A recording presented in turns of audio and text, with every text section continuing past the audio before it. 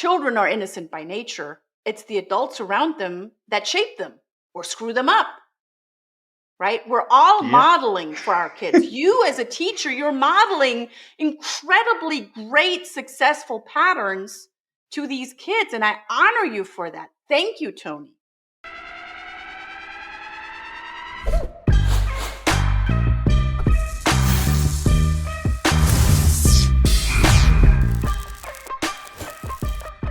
This is the Living Numbers Podcast, and I am your host, Tony Rambles. This is the place where everyone's interesting if you ask the right questions. Of course, before we start the show, 4 pills, 20 seconds, ready, set, go. Number 1, rate, review, 5 stars wherever you listen to podcasts. Number 2, follow me on IG and TikTok at the Living Numbers Podcast. Number 3, subscribe on Apple and Spotify for behind the scenes content.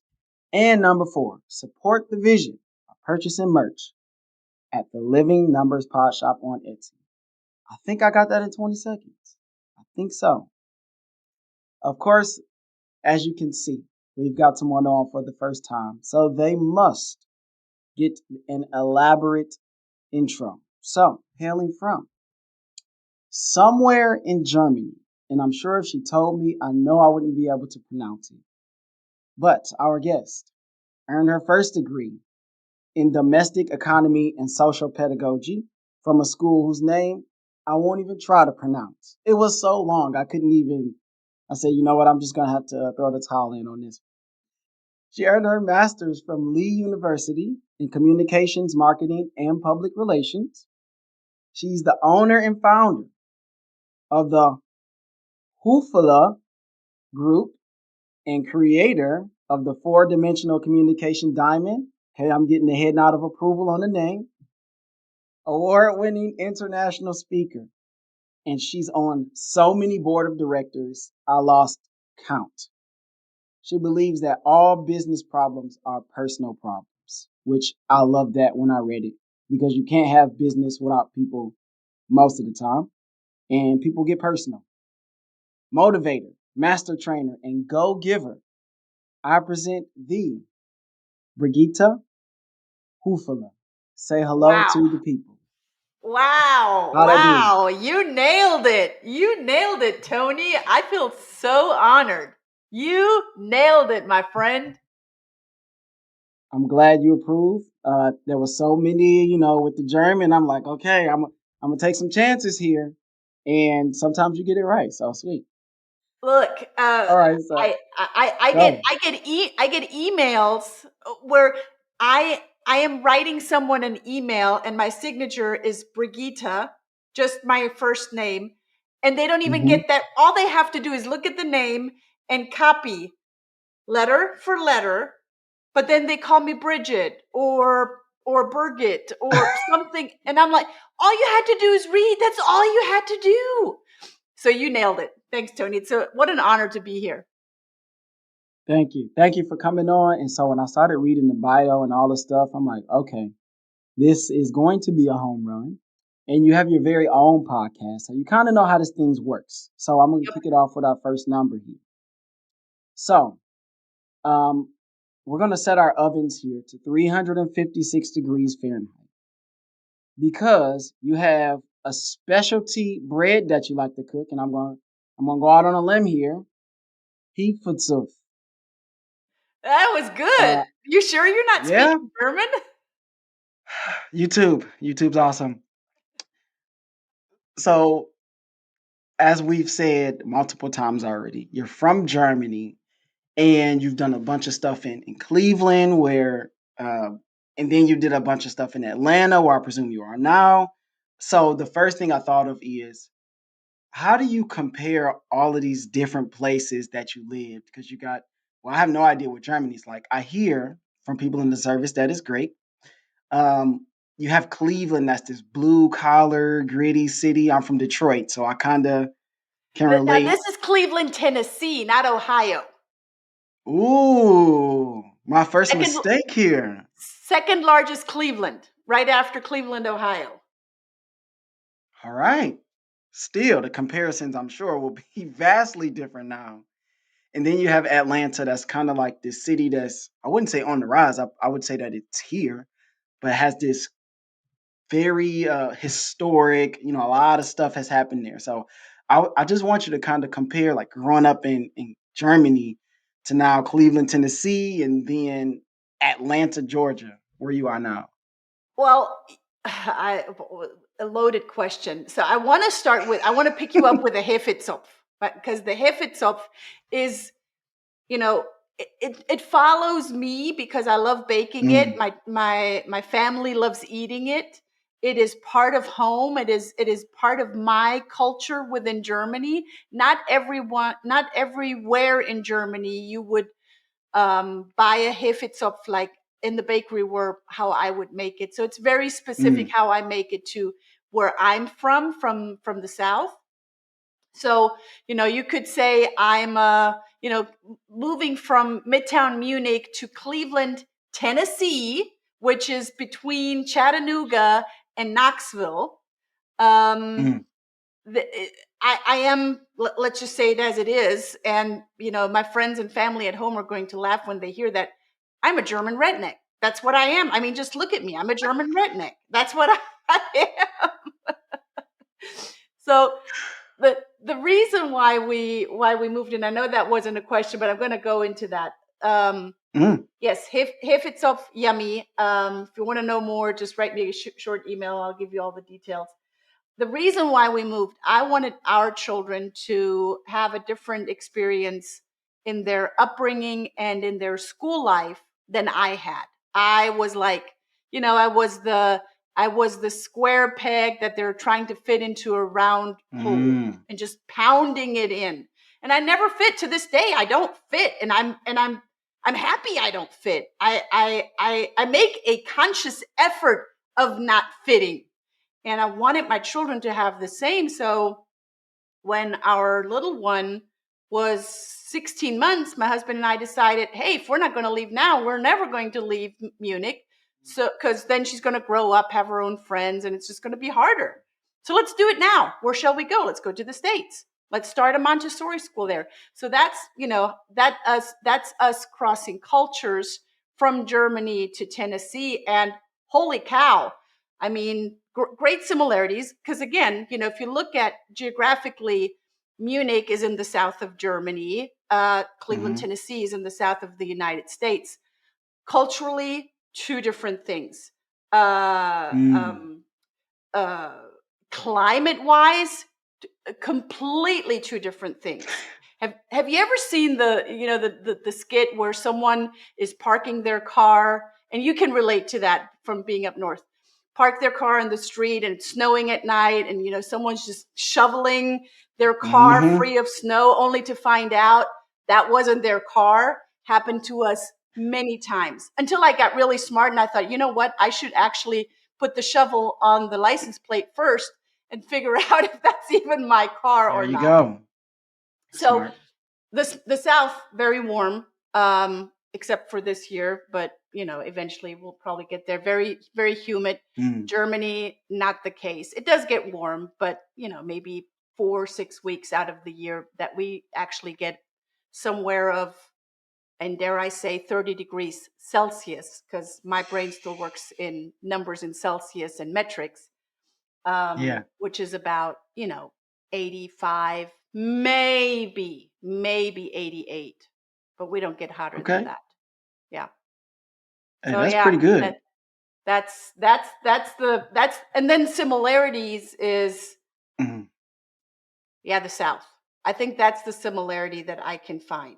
Now, what I can relate to in similarities is in my persona and the way that I view life. I'm a very charismatic person. I'm a very, the glass is half full, let's go tackle it, let's go do it. That is very unlike Germans.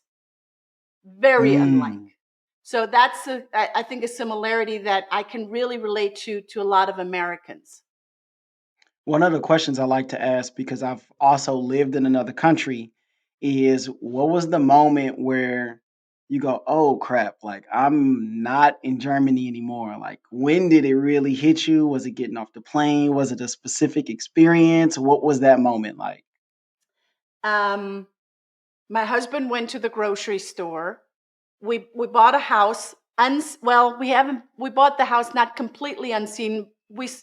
Back in the days, this was 2003. We saw little pictures that they send us via email, and they weren't big resolution. So we're like, I yeah, we think okay. So Looks we okay, I bought the guess. yeah, it's okay, I guess, right? So we bought the house while we still lived in Germany. Came to the house, moved in. My husband goes to the grocery store. He comes back. He goes to the grocery store to buy, your everyday life in Hmm. groceries, including beer, because we are from Munich. And he comes back and he says, "This is a dry county," and I'm like, I don't know what you're saying. I don't know what that means. Like, what are you telling me? He says, "This is a dry county. They are not serving alcohol in the county that we live in." And I'm like, I still don't understand what you're saying. Like, that makes no sense to me. Oh, This is 2003. Where are we, in the 1800s? So that's where I was like, wow. interesting. Like, huh, that's different. I guess we won't be drinking any beer today. Right, exactly. That's exactly what happened. So did you always grow up? Well, you talked about always like never really fitting in. When was the moment that you truly started to accept that and embrace it? I know you describe yourself as precision meets charisma. That to me, in my mind, sounds like a lightning bolt. So maybe it's the hair, but when did you start to like accept this person and then like blossom into that, unapologetically? Yeah.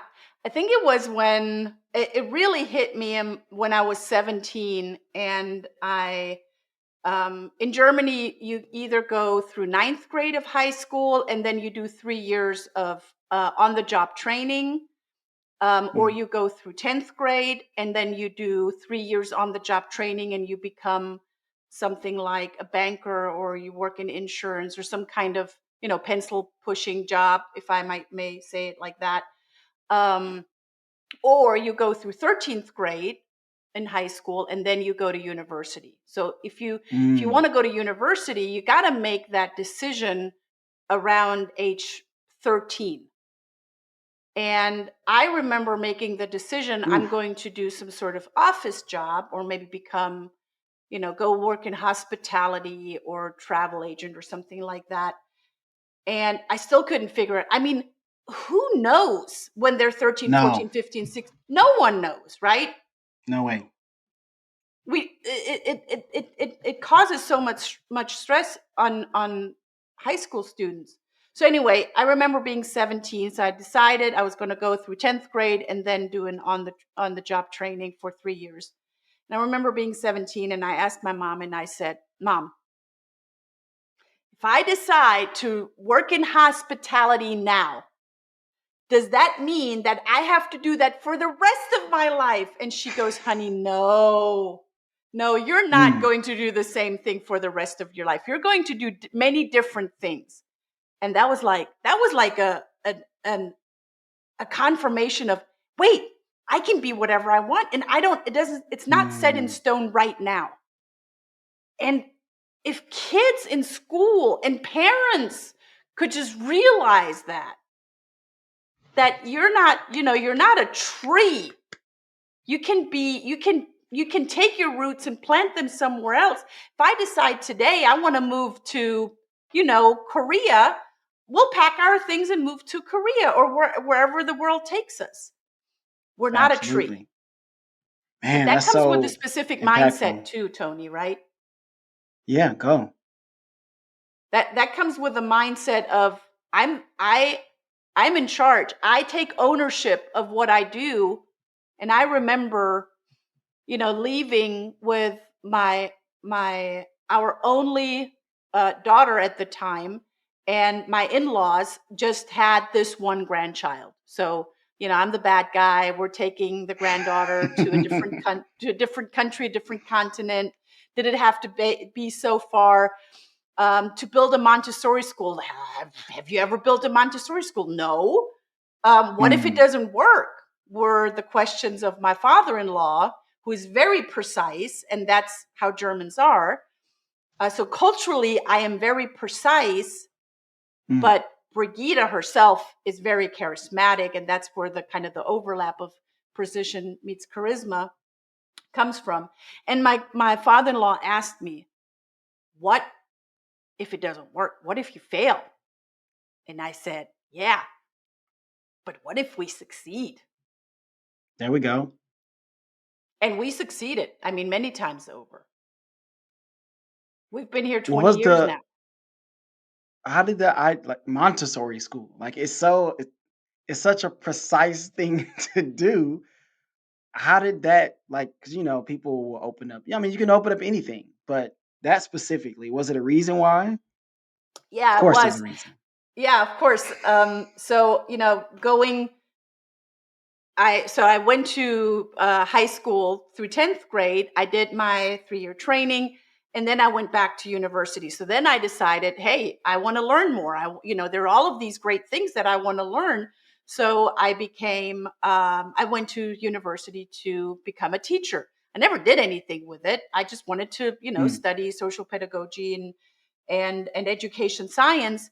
And in my studies, I heard about Maria Montessori, and it really caught my eye. And the more I studied her, we just, covered her for maybe a week. But everything that I read about her, I was like, wait a minute, why did I not go to a Montessori school where a child can be the child that it's destined to be, the Mm. person, right? And Maria Montessori said that the child is already full. Let the greatness of the child come out by doing meaningful things in the world. And I was like, why did I not go to a Montessori school? And I asked my mom, and she's like, well, there were no Montessori schools around in the little, grew up in a 600 people village. There were no Wow. Montessori schools around. So I said, I want my children to go to a Montessori school. Mm. And then I went back, I'm kind of jumping back and forth in my life. But after Sure. I graduated from university, I went and became a travel agent to then go back to university and study more. And I studied marketing and Mm. got a marketing degree. And that's when I moved to Munich and met my husband. And I traveled all throughout Europe on the job that I did for a large publishing house. And when we met, it was like, yes, we want to have children. We want to move in together. We want to have a 3 weeks, life right? together. Oh my goodness. And and I said, I want our children to go to a Montessori school. And he's like, okay, great. I don't know what that is, but sure. So I started. We weren't even expecting it. So I started looking into Montessori schools because I'm a very precise person, and found out that there's like 3-year wait list. And I'm like, oh my gosh, that's ridiculous. Well, wait a minute. If there's a 3-year Wow. wait list, that means there's an actual need for Montessori schools. So I did my homework. I created a business plan. Um, I was looking for a building that we could put the school in, and that's where it kind of didn't work out because Mm. Munich is a very, very overpopulated city, and it is one of the highest rated real estate cities in Germany. So I Mm. said, I don't take no for an answer. I'm like, okay, so I'm getting all this feedback that I do want to create the school for my children. It's clearly not working out in Munich. So where can it work? Mm. And that's where we decided, let's do it elsewhere. Let's do it somewhere else.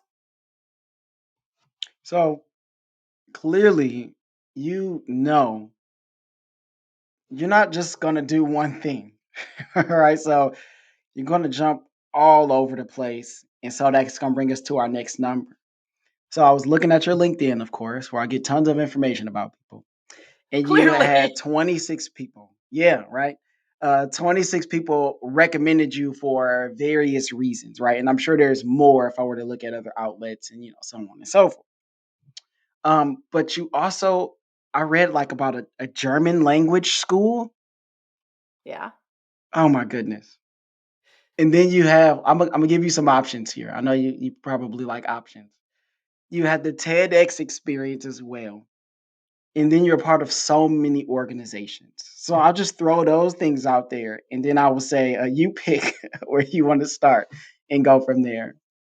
So the language school, building the Montessori school in 2005. Well, we came to the States 2004, built the school, opened it January 2005 for our own children. I realized if I'm not going to become a member of the Chamber of Commerce, you know, I won't have visibility as a new school in town. So Mm, we came on our own time and dime, right? My husband still wrote for a magazine in Germany. He did that from the States. I was in the day-to-day operations and building the school and hiring staff. So I realized visibility is necessary. And then out of that, I realized, wait a minute, I want our children to continue to speak German. And I don't mm. want them just to pick up, my Southern dialect in German, because in German I have a heavy Southern dialect. And my husband has a different Southern dialect. I'm being from Swabia or Baden-Württemberg, and he's from being from Bavaria. I want our children to grow up to have a good foundation of their German language, because they want to go back to Germany, they might as well learn German from the time that they were born. And that's Mm, where I started the conversation with the consulate general here in Atlanta, with the Goethe Institute. And I said, what will it take to build a German language school? Again, just for my own kids. And then out of that, little did we know that Volkswagen VW would build a big, big, big plant in Chattanooga, where we had expats bring their children to us. We had the German language school. So it was. I'm a big believer. If I want change, I can't just go and say something needs to change and point outwards. I'm like, okay, so if I want change, it starts with me. What do I need to do? mm. And that's where we built the German language school. By the way, the Montessori school, I'm out of the day-to-day operations. We have 125 students today, and we're looking at having 250 students next year, as we're adding on high school as well. So we are going through middle school right now and then adding high school. That's just on a note. Um, Man, that's double. yeah. And I started with 2 kids. And within 3 months, I went from 2 kids to 5 kids, because there was a German family. Well, actually, the mom was German, the dad was American, or is American, and the mom saw me on the registry of the Chamber of Commerce and saw that we have a German program, and she's like, I want that for my kids. So she had twins and a little one. So she enrolled her 3 children. So now, within months, I went from 2 to 5, and then she told all of her friends at the golf club and God knows where, and Chamber of Commerce, and it just snowballed out of that. When you show up with great energy and you have, knowledge, people will follow that. I'm not saying it was always easy though, Toby. Oh, absolutely not. All the stuff that you do, there definitely have been some hiccups along the way, I'm sure. Oh yeah, lots. So out of that, continuing to show up and continuing to be of service and continue to bring value to community, organizations, they say, will you serve on our board? And I didn't serve on these boards all at once, because Hmm. there's only so much time that I have in my day. And I love spending time with my kids, who are now 17 and almost 21. Wow. And I love, spending time with my husband. We're married 21 years. I love hanging out with my husband. Yes. So, I had to make sure that um, I am scheduling my time wisely. And I Mm, love serving on all of the boards that I have served in the past and that I'm serving on now. And they come from a place of value. They come from a place of service, because I'm a I'm a believer in anyone can write a check and donate money to something, to Right. a cause. And I do that. But what's even more important to me is my time is very precious, and I want to give my Mm. wisdom. I want to give my time. Therefore, I offer that, my time, as an offering to, you know, charitable boards. Yeah, and then with that time, it could be spent doing so many other things that money cannot do. Being able to pass that information along, being able to now teach and train other people. I mean, and that's clearly what you're doing now with all of the different things that you do. One other question: where did this heart come from? Like, When did you start to see like you were like this giving person who always wanted to help other people? Well, my dad passed away 10 years, and he didn't pass it on to me. I had it ever since I was born. And I realized this big heart, and every time I think about it, it makes me very emotional. I must have been 5 or 6 years old, and I was sitting in the living room of our house where I grew up, in that little village that I talked about. Gorgeous. I mean, I still go back. I still have friends living in that exact same village. I think now it's 850 people that live there. When I grew up, it was 600. It's still tiny. It's surrounded by Yeah. beautiful vineyards. It's gorgeous, but it's so. I remember sitting in the living room, and my mom would not allow me to watch a whole lot of TV. There, she was like, go outside, play, have fun outside. And we did that most of the time. I was sitting, and I saw some sort of kids show, and it was interrupted by an advertisement. I didn't know what advertisement was at the time, but I saw these children with bloated bellies, covered in flies, and seeing clearly they're hungry. And I saw them, and I cried, and I turned to my mom. I didn't understand what was going on. For me, that was just part of the kids show, and my mom was like, "Oh, I didn't want you to watch that. That's advertisement." But it moved me so deeply, and it still moves me to this day. And I said, I want to help these children. And she says, how are you gonna do that? They're Hmm. in a different continent. How do you want to help these children? And I said, well, the program says that I can send them money. And she says, where are you gonna get that money? And I said, well, we have things, me and my friends, we have things that we Hmm. no longer need. And we can sell it, and we can donate the money from the things that we sell. And she's like, okay. So I got my friends together in the village. If you ask my mom, I was kind of the leader of the pack. And I said, guys, we all have Clearly. stuff. Clearly, guys, we all have stuff. I didn't say stuff. Maybe I said stuff. Maybe I said something equivalent in German that we no longer need. Let's do a yard sale in the center of the village. There's a bread house where the women went on Saturdays to bake bread and pies.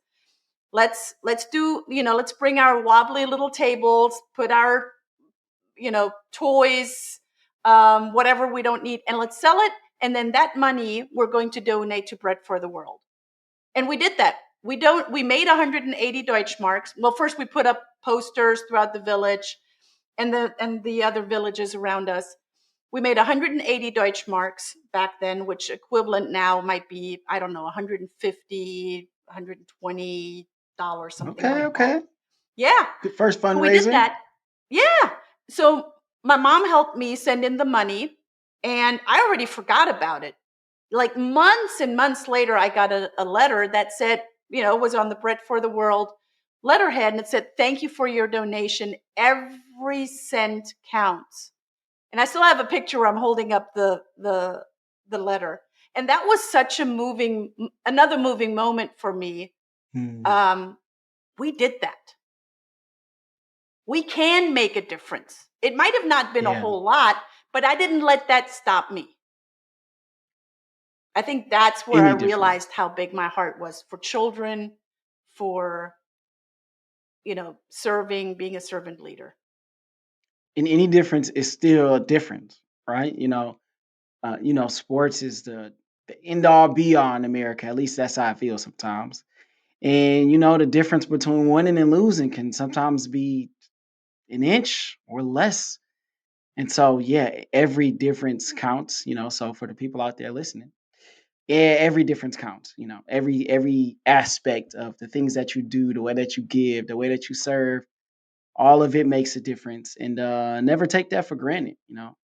It's easy to get kind of bogged down with all the stuff that happens in the world and in our country. And I'm sure the stuff that's going on back home, in Germany. And you're like, oh man, you probably feel like you can conquer the world, and you probably can.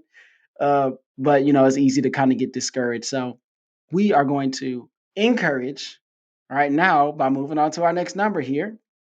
And when I read this, I just thought of Interstellar, I guess because of the four-dimensional part.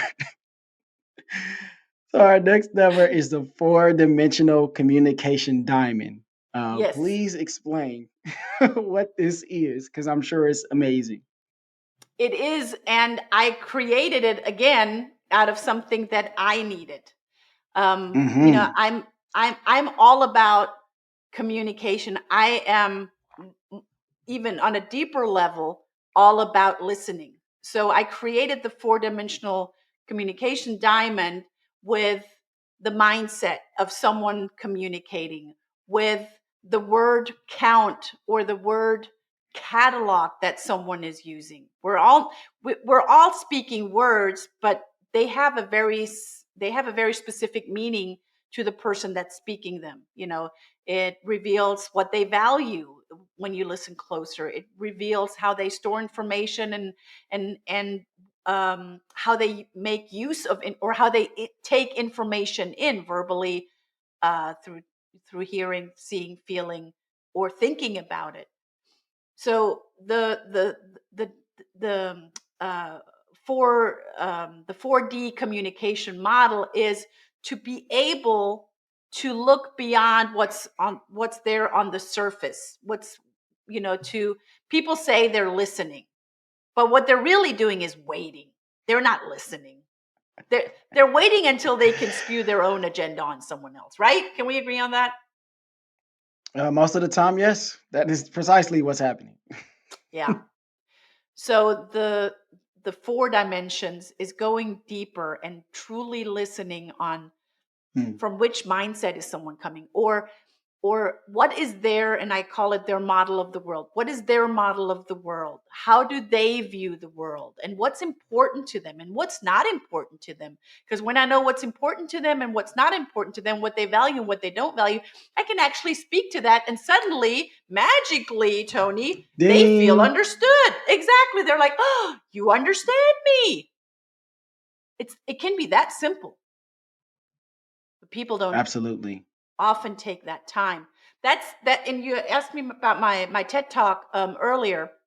That's the Hmm. reason why I did my TED talk. And TED talk is, if we look at it from a timeline, that was just last October. Um, that's why I did the TED talk, to plug into the four-dimension communication model, the 4D communication model, and to to truly give people a step by step. What can you do to become a better listener? Because you also hear people going, well, you have to do active listening. Yeah, well, that's great, but how? What do I need to do? What am I How can listening I be for? active? Activate me. Exactly. So if you want to be activated, watch the TED talk.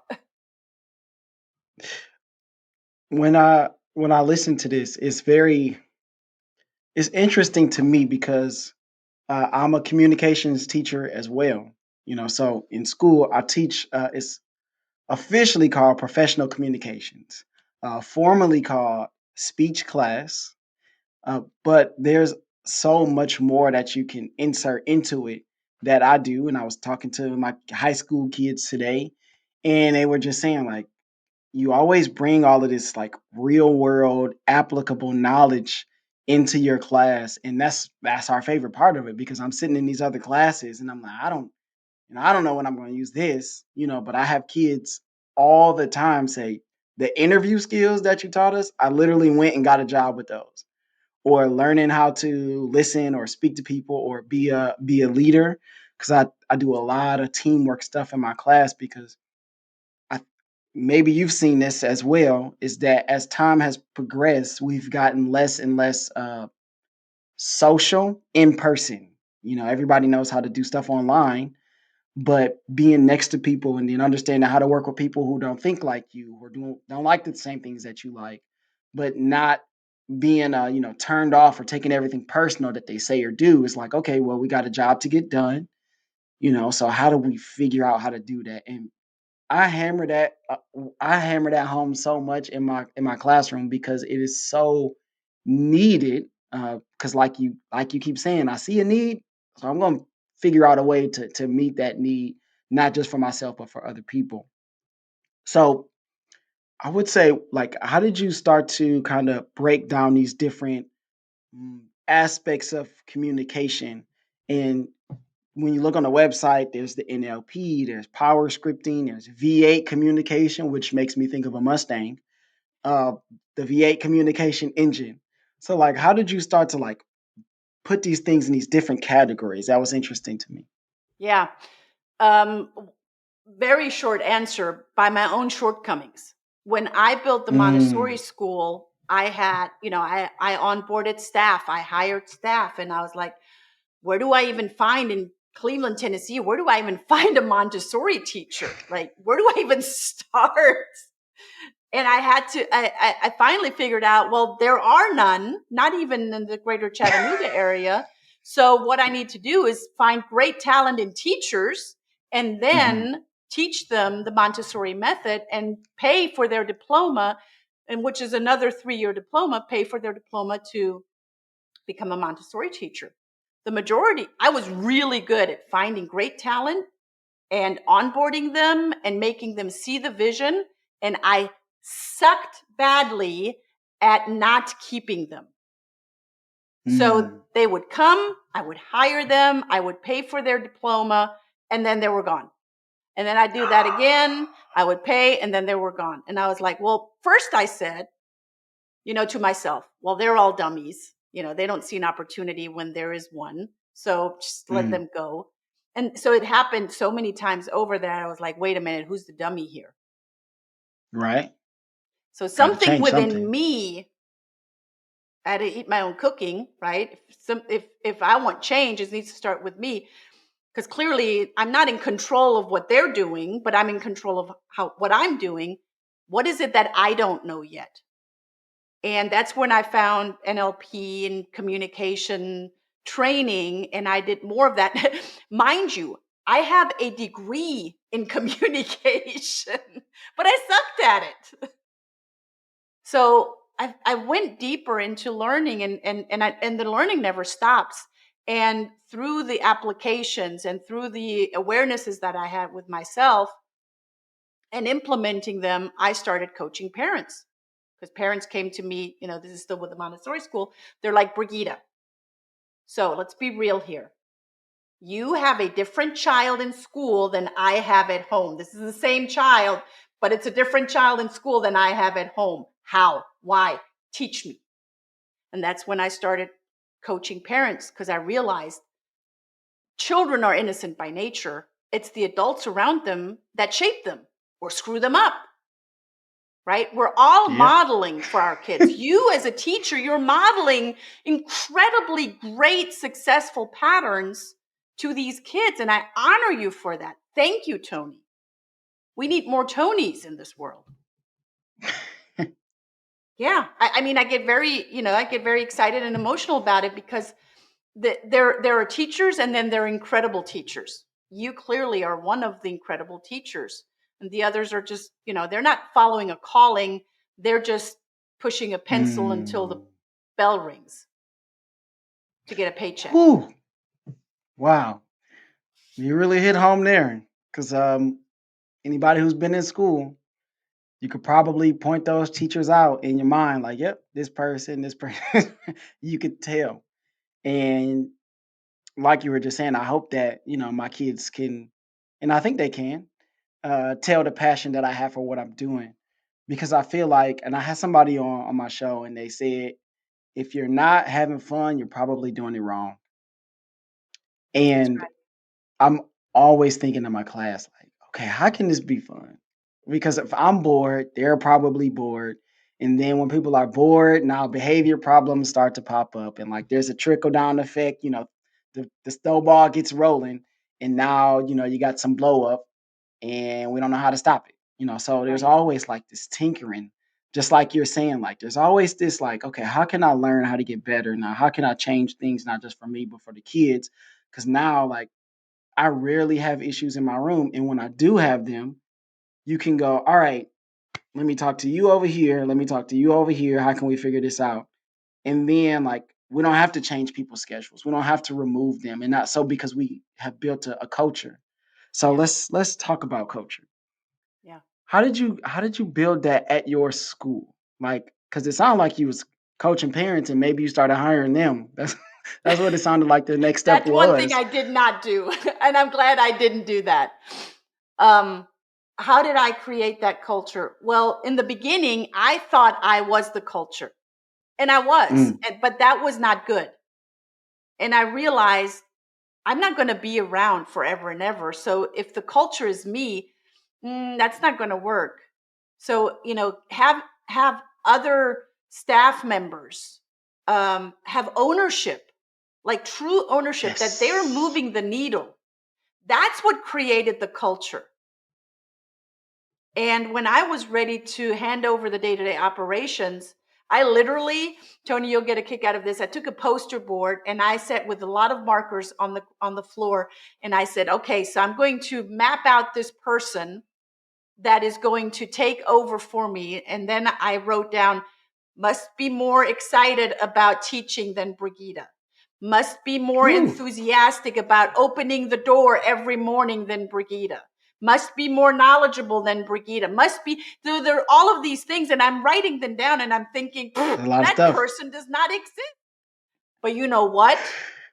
I Hmm. put that poster board up in my office. 3 months later, I get an unsolicited email from a gentleman named Andy Renwick, and he was a public school teacher in Chattanooga at the time. And he wrote, and I still have the email to this day, he wrote me this long email of how frustrated he is and that he can't move the needle and that he just wants to make a difference in children's lives. But his hands Mm. are tied because the public school system, and and he's ranting on and on and on. And Oh yeah. his telephone number is at the bottom. I call him up. I said, Andy, I want to meet you. And I invited him in. We scheduled an hour. 3 hours later, I'm like, you're my guy. I don't know how to pay you. I have no idea Mm. I'm going to pay you, but you're my guy. You are everything that I wrote on this poster board. Wow. Andy and his Man. entire family is running the school today and is growing it. Wow. Shout out to Andy. Yeah. Man. Andy's the man, I'm telling you. And and I got to give it to Rachel, his wife, cuz they're a power couple. Woo. Of course, And they're there's a like great me. wife behind a great man. Of course. Yep. They don't take no for an answer. They're like, "Okay, if this doesn't work, it's going to work different." Okay, so if somebody wanted to enlist your services, like, can you tell them, I guess briefly, there's no way we could tell them in the next 16 minutes, like, what exactly would that be? So people, there are different people that hire me for different things. I'm going to strip it Hmm. down to make it very simple. There are individual business owners that hire me to coach them individually on growing, scaling their business, or on limiting beliefs that they might have that hinder them in their personal and their business life. As you said earlier, all business problems are personal problems and vice versa. Or I have large organizations that bring me in to train their team, maybe their customer care team or their sales team. Or, I Mm. just had a training last week with a government agency, a code enforcement team, of how they communicate better to actually get the results that they desire. So I come in and I train their team for either a day, 2 days, 3 days, 5 days, or ongoing. Mm. So it's coaching, individual coaching, or training of organizations. And I would ask, how is your training different? And I'll give the backdrop of being a teacher. There's always, some person that's brought in and they tell us all these great things. And it's like, okay, that's fine, sure. But that person leaves, the school year starts, and then things are going to go how things are going to go. So how is your training different than the other stuff that's out there? Oh, how is it different? Well, first of all, energy is the biggest part of how, I introduce myself to someone. So if your energy and my energy connect, then, we're already a match. That's how Yep. different I am. I am not about, and this has been my entire life. I don't stand in front of a group of children and tell them, this is, 1 + 1 is 2 and 2 + 2 is 4. No, you get golden beads, you put one bead plus one bead, you put them together and then you count 1, 2. Ah, that's 2. So it's very hands-on. It's very applicable. It's easily implementable. It is one of the laws that I teach, Tony, is there is no failure, only feedback. So when you're going through something in person, through your personal life and your business life, and you're getting a feedback, that doesn't mean that you got to stay down because you're getting some, may I say it, negative feedback, or that you think you might have made a Mm. mistake. Yeah, because that keeps you stuck. Okay, great, you did that. That's awesome. What did you learn from that? Yep, That's how I'm different. absolutely. My energy is different. My whole approach is different. I'm different. So, I have made a lot of mistakes and Mm. they did not stop me. I learned from them. They were my biggest mentor. I have several mentors, I have several coaches. I I have continuous learning programs that I go through. I am a leader that comes from the mindset of leaders or learners. And the more I learn, the more I do and implement and create, the more I can teach others and showcase Mm. it. It's not teaching, it's more modeling. I'm modeling it for them rather than teaching is like, oh, you've got to pay attention and take good notes. I like that you keep saying modeling because oftentimes our models are not doing the things that they want us to do. So, like you said, we're going to do the things that we see modeled, that we have seen the step by step process, of whoever our mentor is, or, of course, that starts off as parents, then that becomes our teachers, and then that sometimes becomes our peers. So when you keep saying model, model, I'm gonna show you, I'm gonna do it with you, I'm gonna get in there and servant leader, like, yeah, we just need to have you come to our school. Uh, so Yes, I'd love to. we got about 10 minutes here, and of course, we got to get to our three whats. So, first what? What's an opinion that you have that would be considered unpopular? That you can be empathetic without buying Mm. into other people, into that one person's excuse or argument or limiting belief or story. I truly believe that I can be, I can come across as rigid. And I do that with a kind and pure heart. I don't mean it to come across as not empathetic. And that's Right. in the past that was some of the feedback that I've gotten. I just don't buy into your excuse because your excuse keeps you stuck. There's no learning in an excuse or in a story. Yep. But I did that. Well, yeah, now you're just staying in it. Mm. The empathy from me comes from what did you learn from it? And what are you going to do different about it? Yep. What's next? That makes me excited for that person. Man, so you must I can't do it it must for be them. hard. Yeah, exactly. It must be hard to deal with people who are not trying for you. Like, hey, you know what? I'm out. I'm out. Like, find someone else. I am not, and people have hired me as a coach just, to have someone, oh, good job, that, great. That's not who I am. Right, right, right. I will Okay, I love celebrate it. with you, but I will really celebrate with you when you have, fallen down, scraped your knees, got back up and say, you know what? I'm going to do it again. Here we go. I'm in the foxhole with you, that person. Just let's go. Let's go. Let's Yeah. do it. Yeah. But, all the But if you're licking excuses, your man. wounds and going, oh no, but I really don't feel like it. No, I'm out. I say there's a time for crying. But at some point, we got to wipe those tears and we got to get back rolling. Okay. We could probably talk for like another hour and a half on just that kind of stuff. But second, what?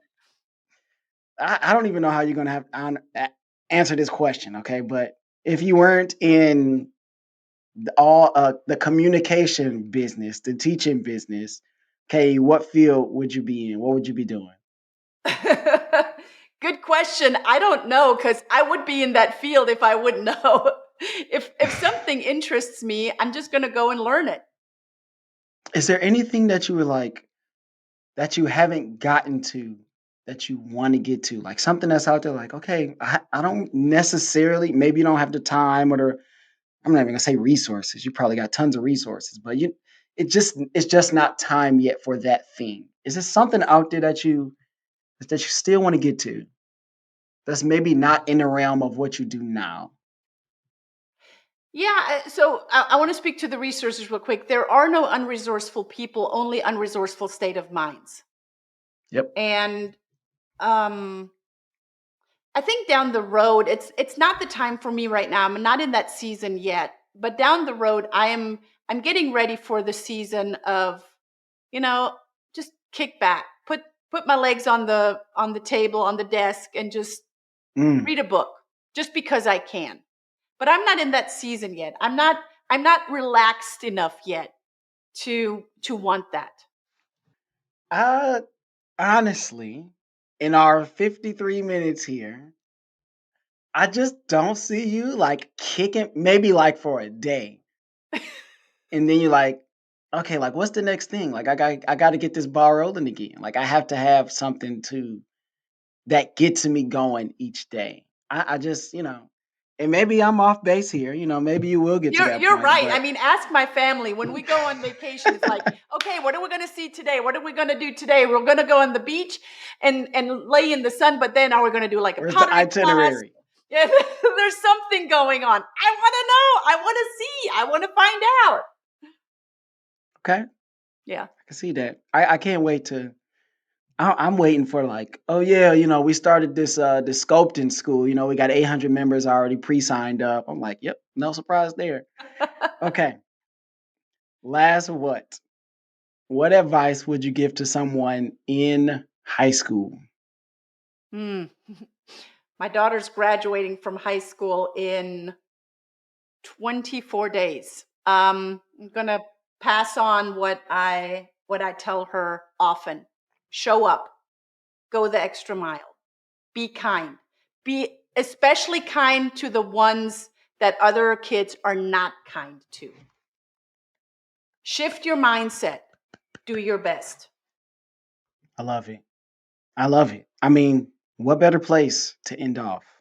Now, we can't let you get out of here, Brigitta, without telling everybody where can they find you? Uh, where can they get all of the stuff? Okay, plug it all. All right. Okay. So it's really easy. I made it really simple for you, but in that simplicity, it gets a little tricky. So when you Google my name, Brigitta, Brigitta, last name Hoeferle, Hoeferle. That is a F as in Frank, Hoeferle. When you Google that name, only I come up. There That's is no it. other I know. Brigitta Hoeferle. Okay. Um, so Google my name, Brigitta Hoeferle. There's a website, brigittahoeferle.com. You'll find the TEDx. Actually, the other day I was Googling just my first name and my TED Talk came up just by my first name. So Wow. TED Talk, make sure that you listen to the TED Talk, subscribe to the channel. Or if you should forget how to spell my name, even simpler is Center of NLP, Center of NLP, Neuro Linguistic Programming. So centerofnlp.com, or just Google Center of NLP. You'll find me there as well. Well, Brigitta, thank you. Thank you for bringing the energy.